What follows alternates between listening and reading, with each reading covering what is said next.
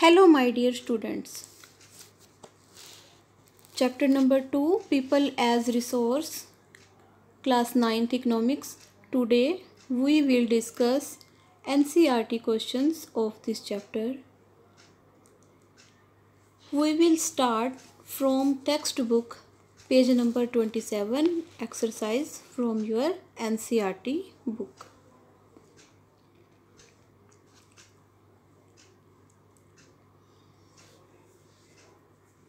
Our first question is, what do you understand by people as resource? People as resource से आप क्या समझते हो? Peoples को एक resource क्यों कहा जाता है?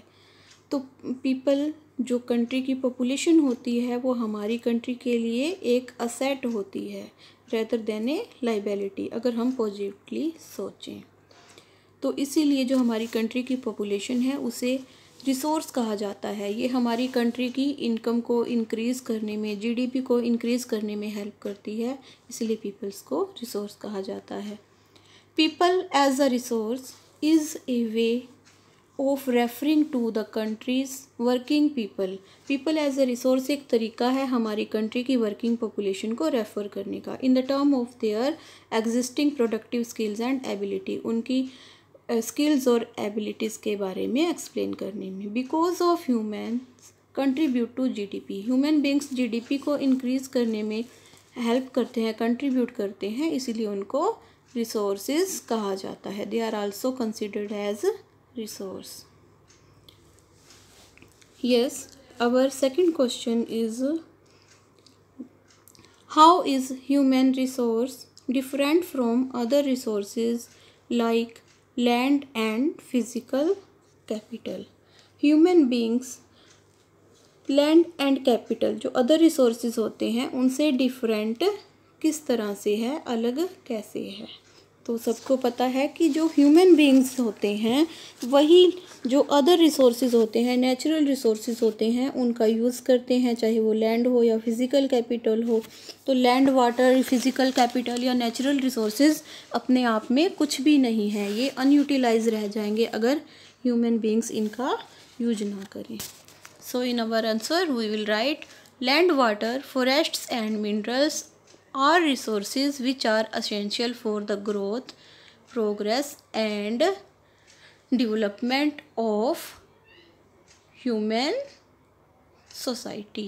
लैंड, वाटर, फॉरेस्ट और मिनरल्स रिसोर्सेज हैं जो ह्यूमन सोसाइटी की डेवलपमेंट, प्रोग्रेस और ग्रोथ के लिए असेंशियल हैं, ज़रूरी हैं। However these resources become usable only when the human beings use them. तो ये रिसोर्सेज तभी यूजेबल बनते हैं जब ह्यूमन बींग्स इन पे प्रोसेसिंग करते हैं और इनका यूज़ करते हैं, इनकी डेवलपमेंट करते हैं। Otherwise they are of no use on their own, तो ये अपने आप में खुद का यूज नहीं कर सकते। Without human beings these resources would remain unutilized. बिना ह्यूमन बींग्स के ये जो रिसोर्सेज हैं ये अनयूटिलाइज्ड रह जाएंगे। Thus human resource is the most important resource.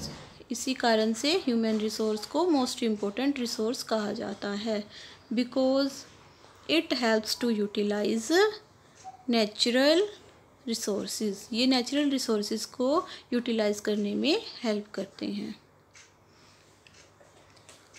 Our third question is, what is the role of education in human capital formation? Human capital formation में education का क्या रोल होता है? जो एजुकेशन होती है वो किस तरह से ह्यूमन्स को, पॉपुलेशन को एक कैपिटल बनाती है? सबको पता है एजुकेशन होती है जो वो ह्यूमन बींग्स की, इंडिविजुअल्स की स्किल्स को डेवलप करती है, उनकी क्वालिटीज़ को बढ़ाती है, उनकी एबिलिटी को इंक्रीज़ करती है, जिस कारण से वो ज़्यादा प्रोडक्शन करते हैं, उनकी इनकम भी इंक्रीज़ हो जाती है। तो answer is Education plays a significant and very vital role in human capital formation. Education important significant role play करती है human capital formation में, because education helps the humans to achieve and realize their full potential and achieve success. क्योंकि human जो education होती है human beings को अपनी potential ability का पता करने में हेल्प करती है, और इसी कारण से ह्यूमन बींग्स लाइफ में सक्सेसफुल होते हैं in form of higher income. किस फॉर्म में सक्सेसफुल होते हैं? अपनी एजुकेशन से वो हायर इनकम कमाने में हेल्पफुल होते हैं. थ्रू बेटर जॉब, उनको अच्छी जॉब मिलती है, हायर प्रोडक्टिविटी करते हैं. Education helps to the people by broadening their knowledge. तो एजुकेशन पीपल्स की हेल्प करती है उनकी नॉलेज को इंक्रीज करके, बढ़ा के, एंड प्रोवाइड देम ट्रेनिंग. और एजुकेशन से पीपल्स को ट्रेनिंग मिलती है. Our fourth question is what is the role of health in human capital formation. Human capital formation में हेल्थ का क्या रोल होता है? अगर ह्यूमन बींग्स हेल्थी होंगे तो वो प्रोडक्शन ज़्यादा करेंगे. प्रोडक्शन ज़्यादा करेंगे तो इनकम ज़्यादा होगी. अगर एक पर्सन की इनकम ज़्यादा होगी तो कंट्री की इकोनॉमी स्ट्रॉन्ग होगी. तो हेल्थ भी इम्पोर्टेंट रोल प्ले करती है ह्यूमन कैपिटल फॉर्मेशन में. Health plays an important role in human capital formation for the following reasons. जो हेल्थ इम्पोर्टेंट रोल प्ले करती है फॉलोइंग रीजन से ह्यूमन कैपिटल फॉर्मेशन में.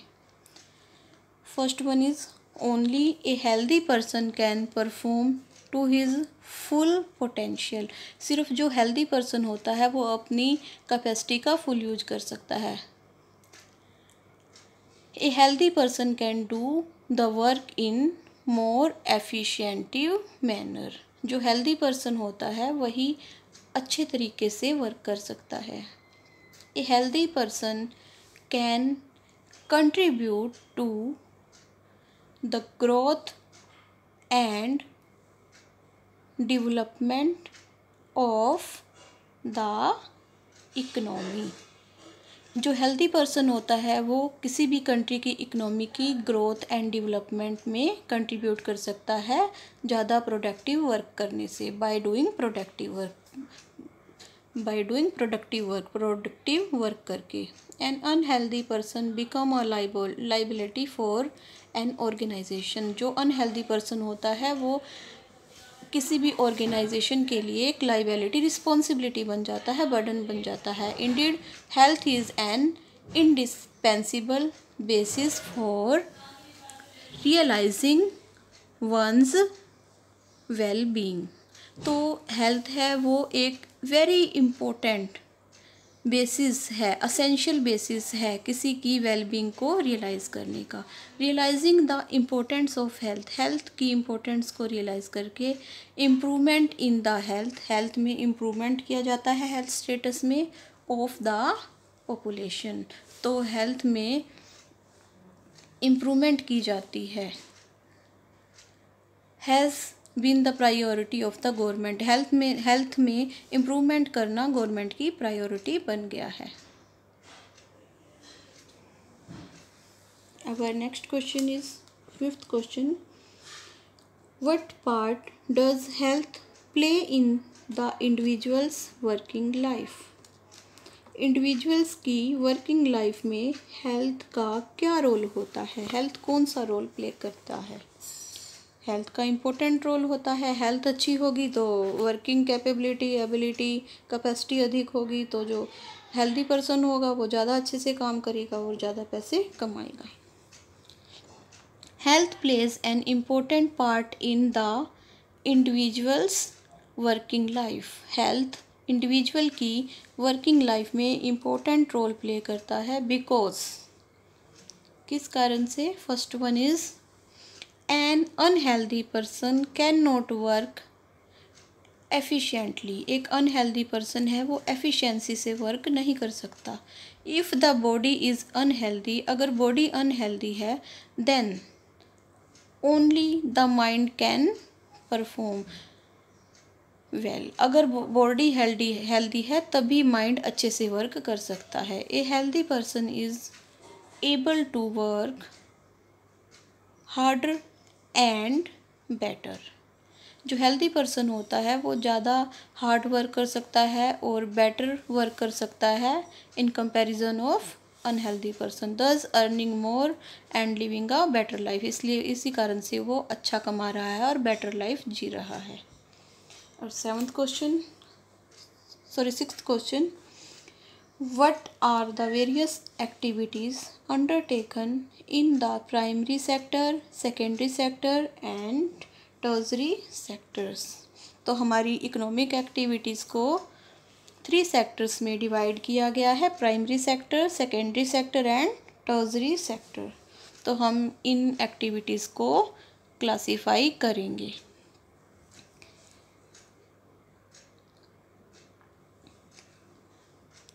First is primary sector.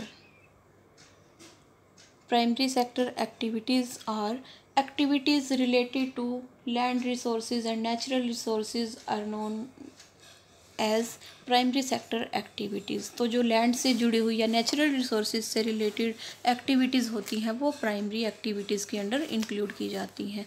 इसमें है agriculture, forestry, animal husbandry, fishing, poultry farming and mining.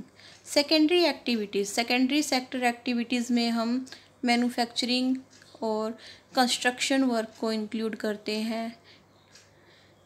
We include manufacturing and construction in secondary sector activities. Tertiary sector activities, tertiary sector को service sector भी कहा जाता है। तो इसमें जितनी भी सर्विसेज हैं वो टर्शरी सेक्टर्स में इंक्लूड की जाती हैं, जैसे trade, transport, communication, banking, insurance, education, schooling, health,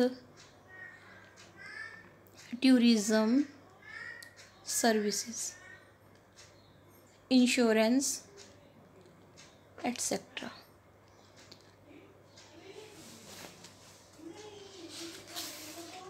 Our next question is, what is the difference between economic activities and non-economic activities? Economic activities and non economic activities में क्या difference होता है? तो मैंने आपको चैप्टर में एक्सप्लेन किया था कि जो एक्टिविटीज़ पैसा कमाने के लिए की जाती हैं वो इकोनॉमिक एक्टिविटीज़ होती हैं। जो एक्टिविटीज़ सेल्फ कंजम्पशन के लिए, सेल्फ यूज़ के लिए की जाती हैं वो नॉन इकोनॉमिक एक्टिविटीज़ होती हैं। तो जो इकोनॉमिक एक्टिविटीज़ होती हैं वो हमारी नेशनल इनकम को इंक्रीज़ करती हैं, इकोनॉमिक गेंस के लिए की जाती हैं। The activities which are performed for money and results in economic income are called economic activities. वो एक्टिविटीज़ जो पैसा कमाने के लिए, मनी के लिए की जाती हैं और जिनसे इकोनॉमिक इनकम मिलती है उनको इकोनॉमिक एक्टिविटीज़ कहते हैं। These activities add value to the national income. ये एक्टिविटीज़ नेशनल इनकम इंक्रीज़ करती हैं।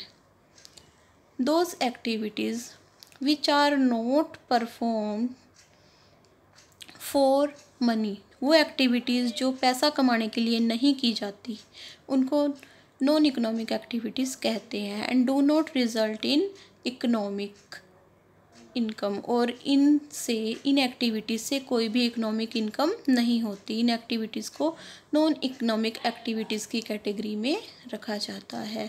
ये एक्टिविटीज़ नेशनल इनकम को इंक्रीज़ नहीं करती।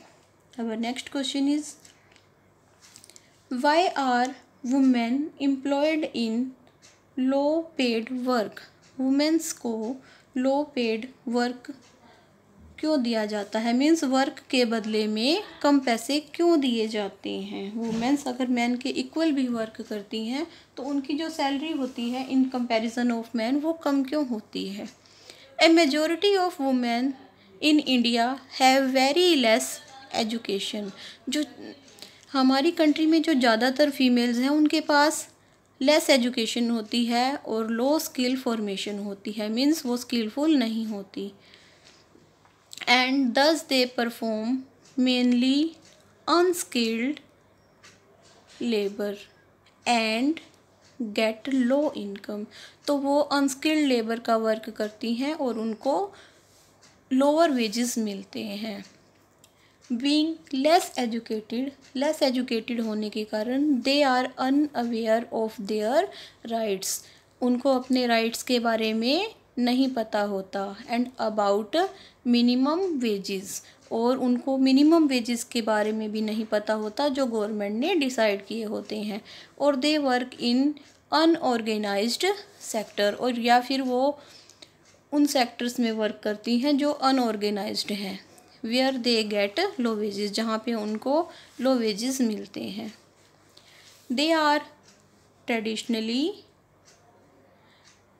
Considered physically weak. उनको फिजिकली वीक कहा जाता है, फिजिकली इन्फीरियर कहा जाता है, कि वो मैन के कंपैरिजन में इन्फीरियर हैं, फिजिकली वीक हैं। And believed to do less work, और ये माना जाता है कि वो मैन के कंपैरिजन में कम वर्क करते हैं।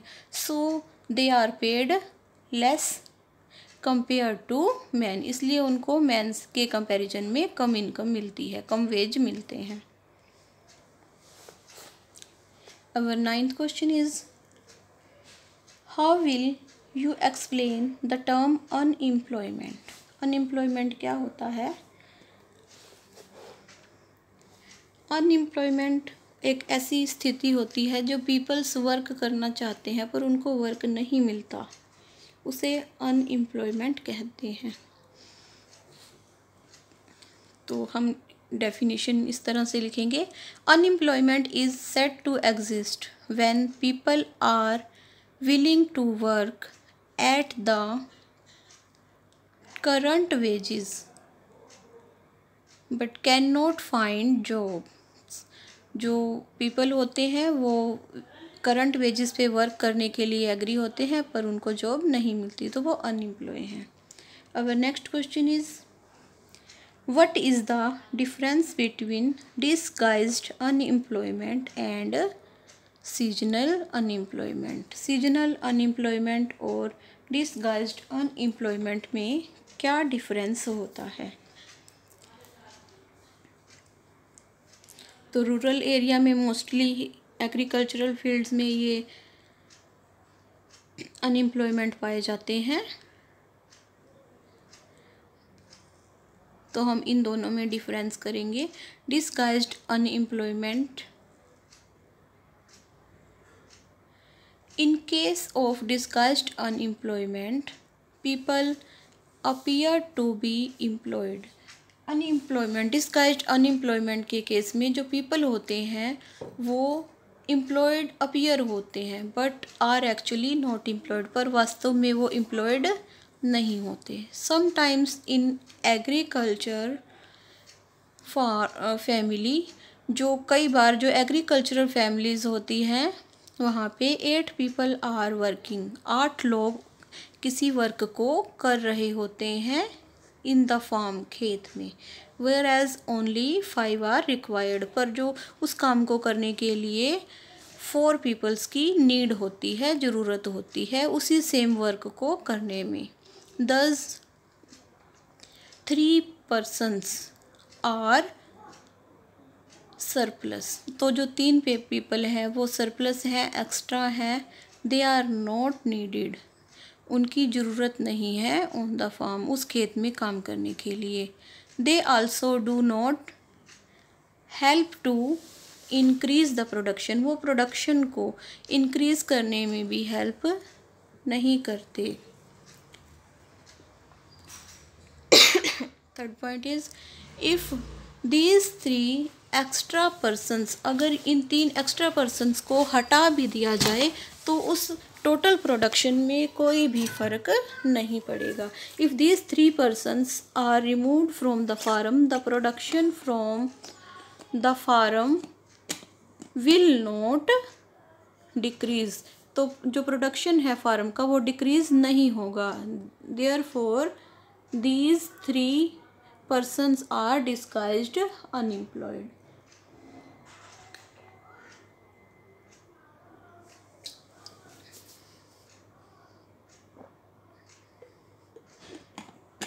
तो ये जो 3 persons हैं वो एम्प्लॉयड दिखते हैं पर एक्चुअली ये डिस्गाइज्ड अनएम्प्लॉय होते हैं। Seasonal unemployment.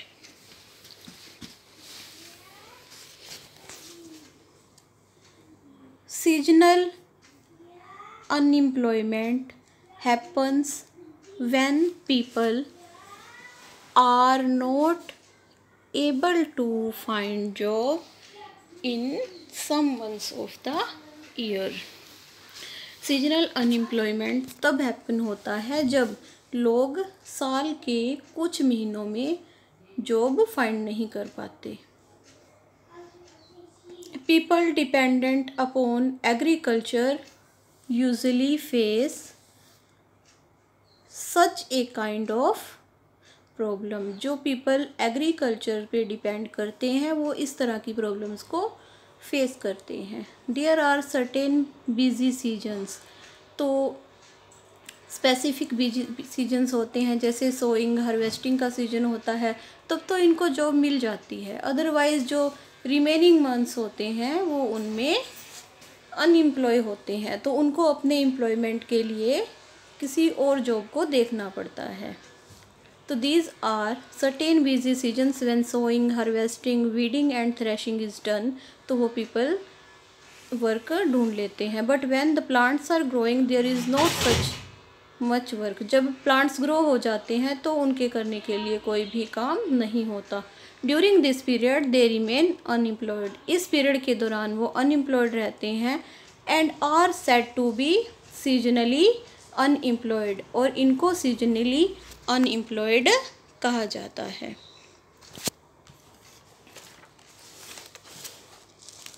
Eleventh question is why is educated unemployed a peculiar problem of India. जो एजुकेटेड अनएम्प्लॉयमेंट है ये एक पर्टिकुलर प्रॉब्लम कैसे है इंडिया के पीपल्स की। In the case of urban areas educated unemployment has become a common phenomena. तो urban areas में, शहरी एरियाज़ में एजुकेटेड अनएम्प्लॉयमेंट एक कॉमन सा फिनोमिनन बन गया है, कॉमन प्रॉब्लम बन गई है। Many urban youth with matriculation, graduation and post graduation degrees are not able to find a job.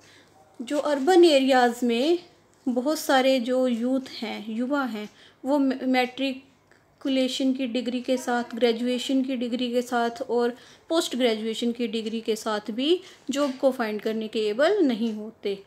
Study showed that unemployment of graduates and post graduates has increased faster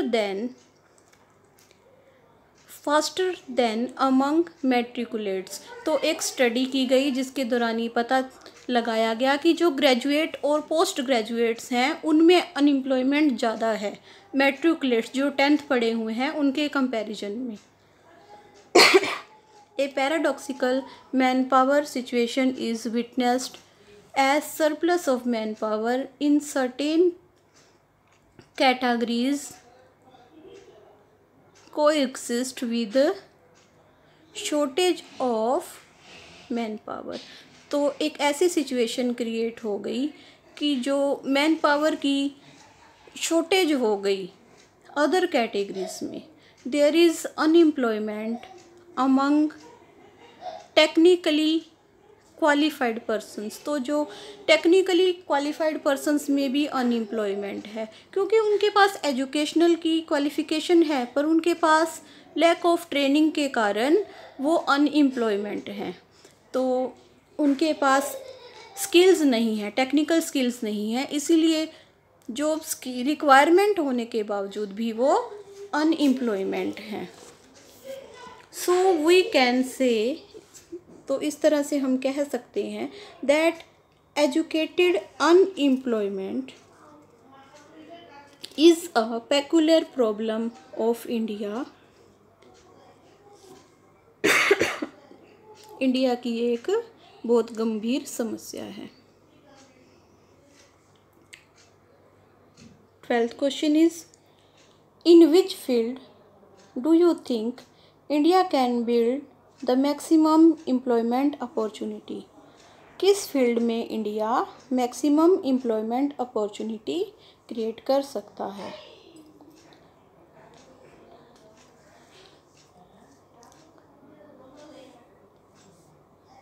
answer is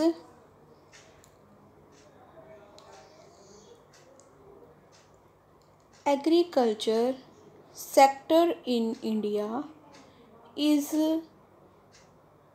suffering from disguised unemployment।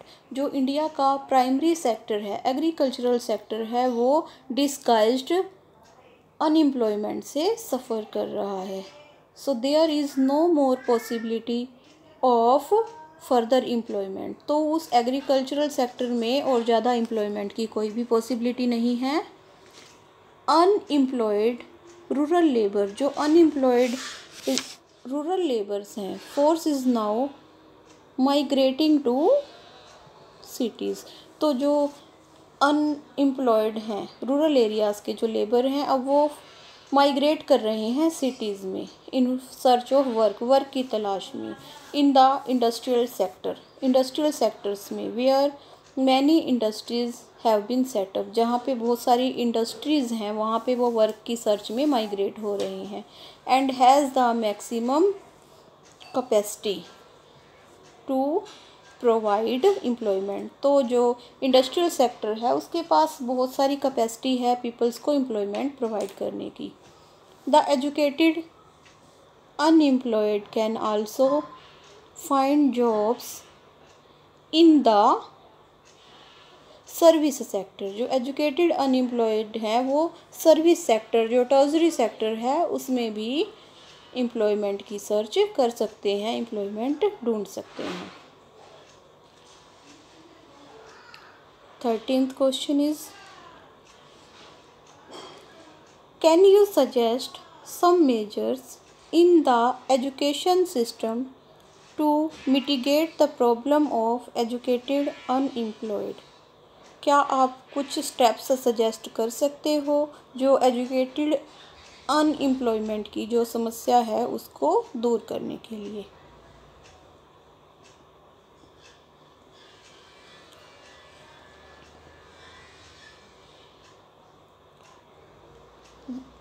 Answer is vocational education. Vocational education means होता है occupational education या training. Skills को develop करने के लिए जो education दी जाती है, किसी वर्क को करने की जो एजुकेशन दी जाती है उसे वोकेशनल एजुकेशन कहते हैं। तो vocational education should be encouraged. Vocational education को इनकरेज किया जाना चाहिए सो दैट आफ्टर एजुकेशन, ताकि एजुकेशन के बाद people do not have difficulty in getting jobs, peoples को जॉब गेट करने में डिफ़िकल्टीज फेस ना करनी पड़े। Because they will better trained for work, क्योंकि वो स्टडी के साथ साथ ही वर्क की ट्रेनिंग लेते जाएंगे तो वो बेटर ट्रेंड हो जाएंगे। मोर यूज़ ऑफ इंफॉर्मेशन टेक्नोलॉजी, जिसको हम आईटी कहते हैं, तो आईटी का ज़्यादा से ज़्यादा यूज किया जाना चाहिए। Should be made in giving education, education के दौरान उनको इंफॉर्मेशन टेक्नोलॉजी की शिक्षा दी जानी चाहिए। Education should cater to the needs of the employment markets. जो एजुकेशन है वो एम्प्लॉयमेंट मार्केट्स की नीड्स के अकॉर्डिंग दी जानी चाहिए। More opportunities should be made available in the tertiary sector, tertiary sector में और ज़्यादा अपॉर्चुनिटीज़ देनी चाहिए जॉब के लिए पीपल्स को। वे are more educated unemployed people can find jobs, जहाँ पे जो मोर एजुकेटेड अनएम्प्लॉयड पीपल हैं वो जॉब फाइंड कर सकें।